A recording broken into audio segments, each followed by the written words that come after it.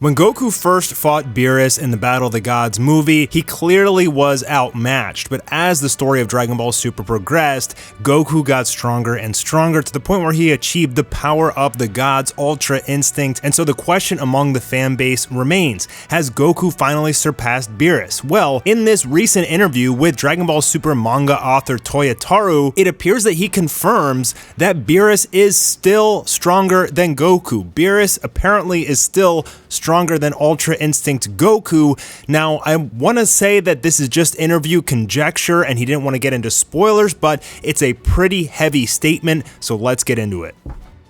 Greetings, everyone. I am the Grand Priest, and welcome to the Mastar Media channel. Today, we have a very special interview with Toyotarou where he reveals some game-changing information about the Dragon Ball Super manga. Let's get it. Okay, so this line has started so much controversy, basically saying, let me go back so you guys can see it. There's plenty more room for Goku. There's Whis, Beerus,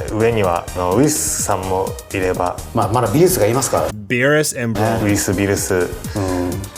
and that was Toyotarou who said Whis and Beerus. So Toyotarou right there is basically saying Goku is still not stronger than Beerus. And that has been a huge argument among the fandom for years. I mean, ever since we got Ultra Instinct.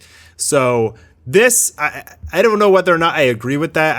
We still haven't seen Beerus' full power and everything, but I mean, the way that they were showing Goku against Moro when he perfected Ultra Instinct, and they're trying to tell us that Beerus is still stronger, like, that's pretty surprising to me. I want to know what you guys think about that in the comments below, because I mean, we all want to see the rematch between Goku and Beerus. I feel like they're saving that for the end of Dragon Ball Super, though, and I feel like Goku's finally going to win. Like, I think that's how Dragon Ball Super ends, but I think Goku should be stronger, but, you know, again, we don't know Beerus' full power either. Alright, so we got this interview with Toyotarou where he talks about the Granola Arc, who did designs between either him or Toriyama, and it reveals some stuff about Vegeta's transformation, who's actually the strongest. It doesn't fully reveal it, but he gets nudged to talk about it a little bit. And I don't know why Toyotarou is wearing this PNG covering his face. Right off the bat, he's saying that Toyotarou was the one who designed Granola, and as he explains throughout this video, a lot of the times, like, he comes up with various designs and he has to go to Toriyama, and Toriyama either accepts it or he throws it out and says, keep trying. And he talks about the heaters to the point where, like, he kept redoing it over and over again to the point where he was just about to give up and ask Toriyama to do it for him, but he finally landed on the current design of the heaters. But that's interesting that it was, you know, this was Toyotarou's design for Granola. Like, that was all him. And he's talking about how he could have explored other universes for this arc and for Granola, but he thought, like, another kind of race that ties into Saiyans would have been cool. And I mean, like, I'm fine with that and everything, but I think a lot of fans, like, we want to see these 4 unexplored universes that we haven't seen any of the fighters from yet. So, like, are you saving that for the next arc or future arcs, or, like, why are we still in Universe 7, which should be fully explored at this point? In this case, this was really Toyotarou's idea, the whole Granola, the Survivor arc. Uchida is, like, the editor over there, and basically he worked with Uchida to, like, get a draft of how the story and the arc would flow before taking it to Toriyama for approval. And that's usually when Toriyama, like, adds in his little, like, comedic things or changes and stuff like that. But it seems like besides, like, being doing approvals, he's, for the most part, hands off. You know, well, he has worked on the movie. Like, apparently he did write the new Dragon Ball Super superhero movie all himself, I believe. So I guess he's doing that what Toyotarou does the manga, you know? 書き直してもらったじゃないですか。ちなみにヒータとかは鳥山先生が付け加えてくれた。So the heaters were an idea from Toriyama, but I think Toriyama said, we need some more characters in this arc. I want you to introduce the heaters. And I believe he asked Toyotarou to draw a bunch of renditions of what they would look like. I do like the heaters. Like, I kind of feel like I like that there's a class or like a race out there that's still trying to like, you know, play the broken pieces of the Universe 7 after Frieza had like pretty much destroyed everything. And they're not like super powerful. Like they're strong, but I don't believe they're nearly as strong as Goku and Vegeta. So it kind of makes sense that they would kind of be out the spotlight because they're not strong enough to give Goku and Vegeta a challenge. Although I think that they're going to in the next coming chapters or two. でもなんすかやっぱ豊さんから提案したものが、鳥山さんが作り直すことによって、やっとドラゴンボールスーパーになったって感じがして、そうですね。ちょっと感動しましたよね。そうですね。I mean, I honestly, come on, bro. It's not an amazing story. Like we all know this. Like you have Goku and Vegeta are just like ridiculously overpowered, and like this new guy comes in.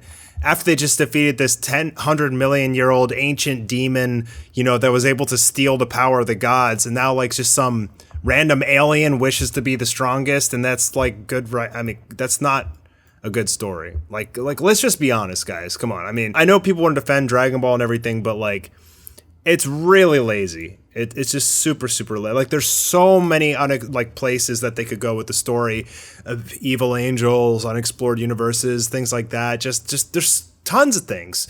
They could go into the past or something, you know, like but I'm gonna wish to be the strongest with these two random new Dragon Balls that just appeared that, you know, Frieza and Vegeta, even when during the Saiyan saga, like nobody else had even ever heard about these Cerulean Dragon Balls, even though Frieza's whole army invaded them, and now like they're just laying around for Granola to take. I mean, I don't know, they really juice up. This kind of like irritated me a little bit, but I understand it from like business perspective and everything. Like they're trying to really juice up people to buy this this magazine and everything with the latest issue, but like they're really like overinflating. I feel like almost like it's a knock on their own fan base. It's like we've come to expect so much more from Dragon Ball, and they're really trying to inflate this arc to be like something super amazing. And the only like amazing thing that's really happened so far is Vegeta got a new form, right? Which we don't even know if he's going to win yet. でそれを先生からポンと出してもらえるのはすごくありがたいというか、やっていいんだっていう。And that was Toriyama's idea. Like it's Toriyama's idea to like retcon certain things. Like I believe the Dragon Balls, the Nameks, like starting on planet Cereal and everything like that instead of planet Namek. So I'm wondering like why Toriyama, is he just forgetting? Like why is he trying to retcon all of these stories that we've known for 20 plus years and twist it on us?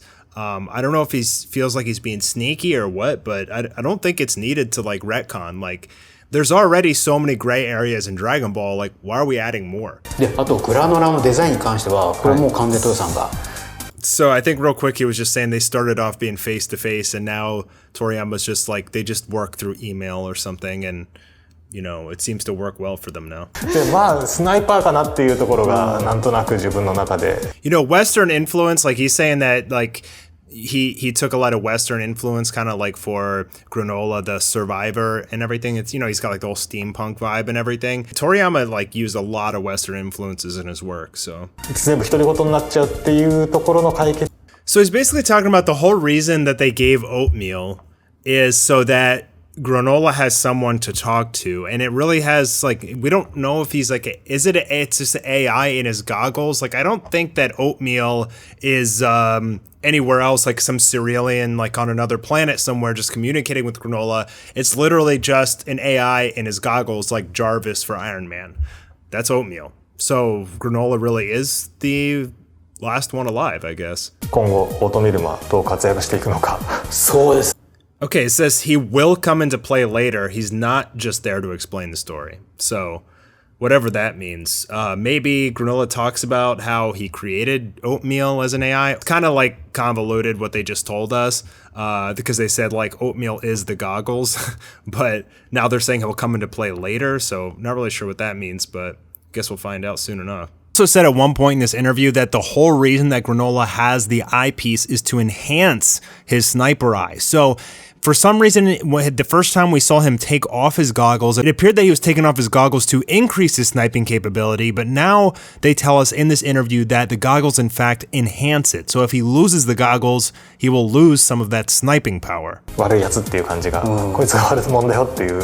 Yeah, I agree with that. And he's pretty much telling you right here that like Elik's gonna be the main villain. Like, and I mean, it's pretty obvious to any manga readers of Dragon Ball Super that like Granola is not the big bad. It's going to somehow be Elec, whether he fuses with all of his subordinates or he wishes to be the new strongest or something like that. But he's telling you here that Elec's the bad guy, not Granola.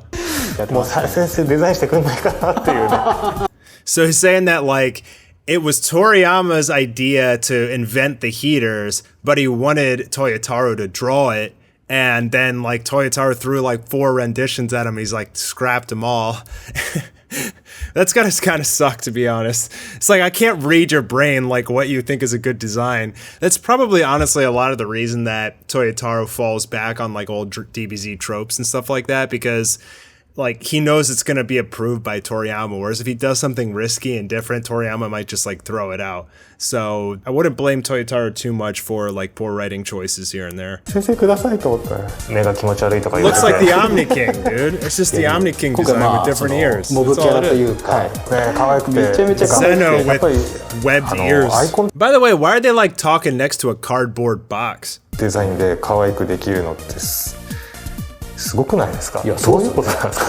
Yes, it's amazing that his eyes are like Mr. Popo, just like a circle. Amazing. They're trying to praise themselves on drawing round circle eyes. Like, it's just kind of ridiculous. I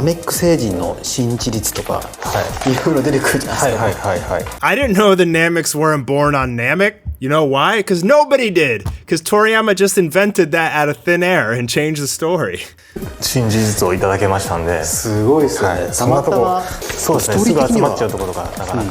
Yeah, it was really fast. I mean, the pace is too fast. Like, even if Granola is gonna get the second Dragon Ball and make the wish, like at least make him go on a quest or something to flush out the story and his character a little bit more. Make him try really hard to get that second Dragon Ball, but like no, it just like randomly appears on TV or whatever, and it's like, here you go, Granola.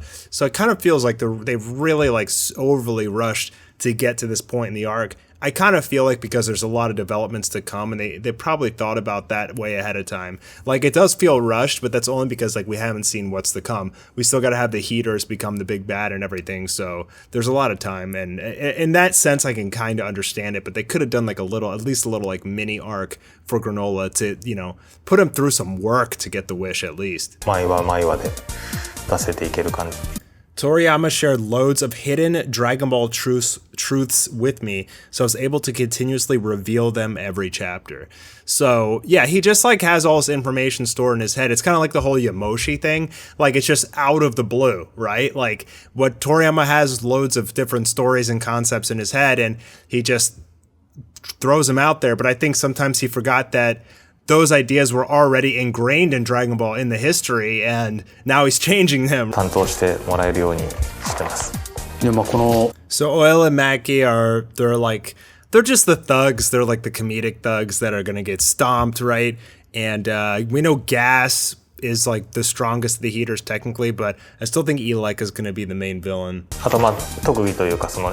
So they're talking about like how they showed him to be the strongest in the universe versus Goku and Vegeta, like doing things like making him be able to move faster than instantaneous movement, which doesn't even make sense unless he's like jumping through time. But yeah, I mean, he definitely showed it. It didn't feel warranted just how much power this guy was able to get out of thin air, but definitely showed a lot of special skills of his so far. The clone. So this part's pretty important. So he's being asked like how are Goku and Vegeta still getting stronger, and Toyotarou is saying it wouldn't be Dragon Ball unless like they're just continually getting stronger. Whereas the interviewer, I forget his name, he's saying like, but Goku was already like super OP during the Moro arc, and now Toyotarou is saying, yeah, he was perfect, so I gotta kind of figure out a way for him to find perfection beyond perfect, which is like, we know what that meant. That meant giving him a stamina issue. That's the only reason they did that, because the way Goku was in the Moro arc, he was peak game. Like, nobody could beat him. So how did they write past that and create a more powerful villain? Give him a stamina issue. And I hate that. So he's saying the dynamic between the Saiyans and the Cerealians is going to get even more interesting than it is already. I mean, it's a pretty flushed out story with, you know, He's the last living survivor of a homeworld that was destroyed by the Saiyans, and he wants revenge on the Saiyans. But I think what he's talking about he's talking about how Goku, Vegeta, and Granola are all going to become like friends and team up, and you're going to see that like these like last few remaining members of both of these races that was basically destroyed by Frieza at being at the top of command are like joining together to maybe they kill Frieza at the end. God, I hope so. Please get rid of Frieza. やっぱなんか悟空だけ身勝手に動く覚えてて、ちょっとずるいなっていう感じ。 Yeah, he's saying he's talking about Vegeta, and he's saying it's unfair that only Goku could use Ultra Instinct. You know, what about Vegeta? And it's like, damn right, that's what we've all been saying, so that's why they give him a new form. And they're saying this is similar to Goku's, right? があったじゃないですか。その中でやっとベジータがまた追いつくっていうのはまたちょっと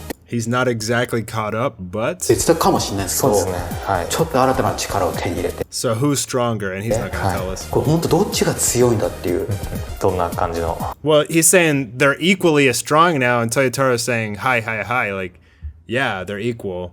Vegeta just needs this dub, bro. バトル From here on out, the battles just get bigger and bigger. I mean, they're already pretty big, but I feel like we got to get the heaters involved, and we got to get Frieza involved at some point soon. で盛り上がっていくと思いますの Not で、 next chapter, heaters will make their はい、 wish. ぜひ16巻を手に取っていただければと思います。 16巻よろしくお願いします。 And it ends with Toyotarou sketching. So, yeah, I mean, we learned a lot in that video, just primarily about how Toriyama and Toyotarou work together, who designed what, talking a little bit about Granola's features, design, who and what oatmeal is. There's a lot nice amount of information there. Obviously, I didn't want to get too spoilery and everything like that, but it was still enjoyable. I wish they would focus like more on the detailed elements of the story and the plot, and rather than patting themselves in the back for drawing like circular eyes and stuff like that. Overall, it's pretty cool. Let me know what you guys think in the comments down below, and I'll talk to you soon for another Dragon Ball video. Peace.